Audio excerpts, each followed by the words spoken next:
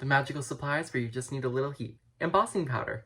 Hello everyone, my name is Brennan and welcome to Brennan's Crafty Corner. Hello everyone and welcome back to my channel. This is my first video for Stamp Anniething. If you don't know, I'm their newest design team member and I am so excited for it. I'm going to be doing an embossing powder technique video and I can't wait. So let's just get into the video. But guess what? All the Stamp Anniething embossing powder right now and the embossing ink are 50% off. So if you want to check it out, I'll link all this stuff down below, but let's get into the video.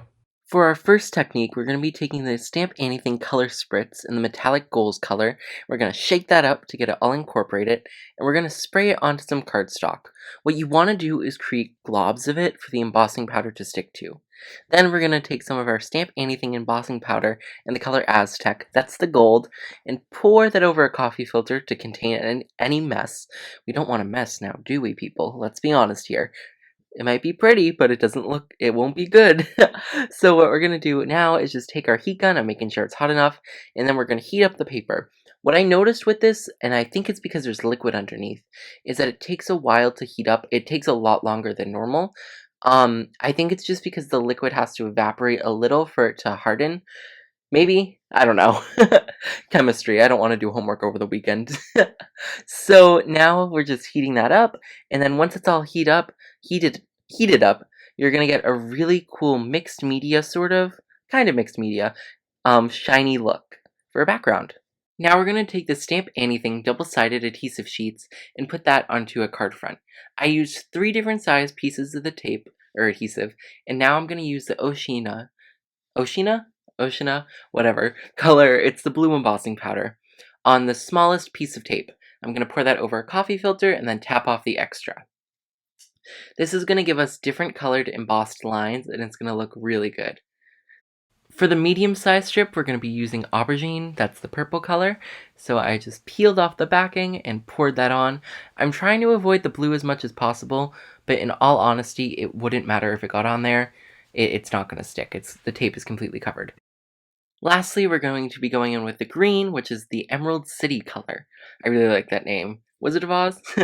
So we're going to be pouring that over the last and the biggest piece of tape, and I'm just going to try to cover that, and it didn't work. There was a little spot, so I'm going to flick off any extra, and then, yeah, now we're all ready to heat set it. So now I'm going to be just taking my heat gun and putting it on setting 2. Mine has 2 settings. If yours doesn't, don't worry about it. But I put it on setting 2, and then I started to heat up the embossing powder, and this looks so cool.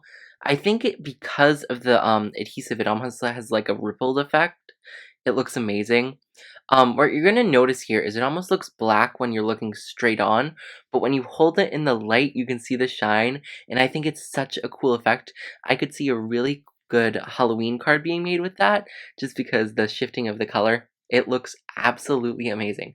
See, you can see the shine right there, but when looking dead on, it looks blackish, or darker. Okay, so for our last technique, we're going to be doing some embossing through a stencil. So we're going to be taking our Stamp Anniething embossing ink, and we're just going to be pressing that onto the stencil, and that'll go through onto the cardstock, which will create the pattern in the cardstock. Another way you could use this is just leave it on the cardstock, and you would get that very subtle background, but I want to do a little embossing. So I'm going to take the purple aubergine again, and I'm going to just douse the cardstock in the embossing powder. Is douse the right word for that? Probably not, but oh well. Now I'm just going to heat set it, heat it up, melt all the powder down, and then you're going to get your really shiny background. I really like how this one came out too.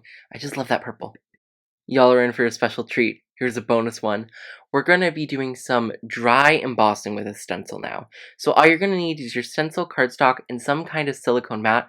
That one is honestly from the Dollar Tree. And once you do it, you're going to get a raised look that looks like an embossing folder, but it's not. Now I'm just going to add a little bit more of that gold metallic spray, just for a little interest. And I love how this one came out too. It looks so cool. There's that shine. Thank you all so much for watching. I really hope you had learned different ways to use your embossing powder. Some of them are a little more outside the box than others, but hey, they're all great. Thank you all so much for watching, and if you wouldn't mind, check out all the links in the description, leave a thumbs up, and subscribe if you enjoyed the video. I mean, if you didn't, why are you still here at the end? Bye everyone, and happy crafting!